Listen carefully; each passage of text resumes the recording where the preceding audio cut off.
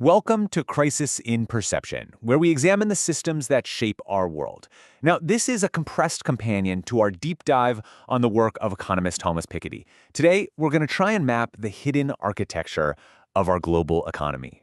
You've probably felt it, right? It's a question a lot of us are asking. There's just this constant feeling of turbulence, of one crisis after another, and this sense that the gap between a tiny few and everyone else is just getting wider. It can feel chaotic, kind of random, but what if it isn't? Well, in his book Chronicles, economist Thomas Piketty offers a different way of looking at it. He argues that the instability and the inequality we're all feeling, well, they aren't accidents at all. They're the direct result of an economic system that was designed and built over the last 40 years. Okay, so here's how we're going to trace the logic. First, we're going to identify the system itself, what it's made of. Then we'll look at the incentives it creates. After that, we'll see its predictable outcomes, figure out why it's so darn persistent, and finally connect it to the bigger global picture. So, what is this system? Piketty gives it a name. He calls it the modern inequality engine, and he argues it's basically built on 4 interconnected pillars. Now, the key thing to get here is how these 4 elements lock together. You've got capital, money, that can zap across borders in an instant. Then you have countries competing with each other to lower their taxes to attract that money. Add to that a shadowy global network of tax havens that makes it almost impossible to see who owns what. And the final piece, the very regulations designed to keep an eye on all this have been systematically weakened. And Piketty is really clear on this point. This is not some natural, inevitable state of capitalism. No way. It's the direct result of deliberate policy choices, especially that huge wave of deregulation that kicked off back in the 1980s. That's what left the whole system so fragile. So that's the architecture. That's the machine. Now let's talk about how it works. Because a system isn't just a set of rules on paper. It creates incredibly powerful incentives that guide how people behave. So the question is, what exactly does this engine reward? Right.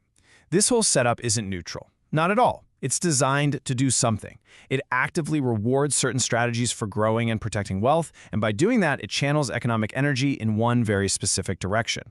To really get your head around this, there's a powerful metaphor. Think of our economy like a big, fancy building. Most of us, we only see the lobby, the elections, the headlines, the day-to-day political drama. But the real power, the stuff that makes the building run, is flowing through the hidden infrastructure, the incredibly complex, often boring, and largely invisible network of tax codes, international treaties, and financial regulations.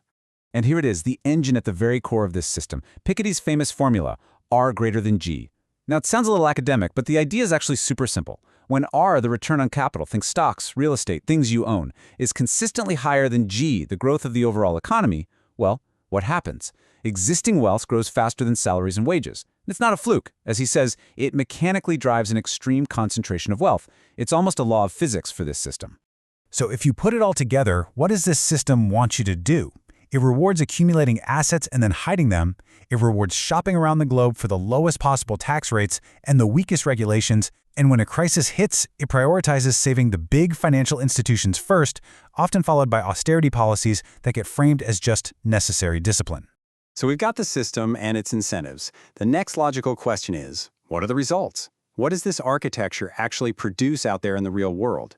You can see the outcomes so clearly when you compare how we've responded to major crises. After the 1929 crash, the response involved letting firms fail, hiking taxes on the wealthy, and putting in brand new strict regulations. But after 2008, the response was to prop up the banks with huge amounts of public money, with almost no accountability, what Piketty actually calls a reverse redistribution of wealth. And the data? Well, the data tells the story in stark terms. Between 1987 and 2013, average global wealth grew at about 2% a year. But the world's largest fortunes, they grew at 6 to 7%. That right there is R greater than G in action. It's a mathematical formula for a permanent accelerating divergence. So the end game here is pretty clear. Wealth concentrates at the very top to an oligarchic degree. That concentration of economic power then starts to weaken democratic institutions. The system's built-in fragility leads to recurring crises, and each one of those cycles tends to just reinforce the inequality that was already there. Okay, this all leads to a huge question. If the outcomes are so negative for so many people, why does this system keep going? The answer, it turns out, lies in some really powerful self-reinforcing feedback loops. It's like a cycle that just feeds itself. First, the rules get locked into these huge international treaties that are incredibly difficult to change. Second, nations are basically pushed to compete against each other, not cooperate. And finally, and this is the real kicker, the immense wealth that the system generates is then used to influence politics and protect the very rules that created it in the first place. And this right here, this is the heart of the crisis in perception. Our public debates, the stuff we see on the news, we get stuck on the visible symptoms, right? Like big arguments over austerity or bailouts. We argue about the smoke while the hidden machinery that started the fire, the tax codes, the financial opacity, the global race to the bottom, goes almost completely undiscussed. All right, for our final point, let's zoom out. Because this inequality engine, it doesn't operate in a vacuum. It's deeply woven into other major global systems and challenges. It's woven into the dysfunctional design of institutions like the Eurozone, which often pits member states against each other. It absolutely relies on that global network of tax havens to function. It's propped up by narratives that frame austerity as the only responsible choice.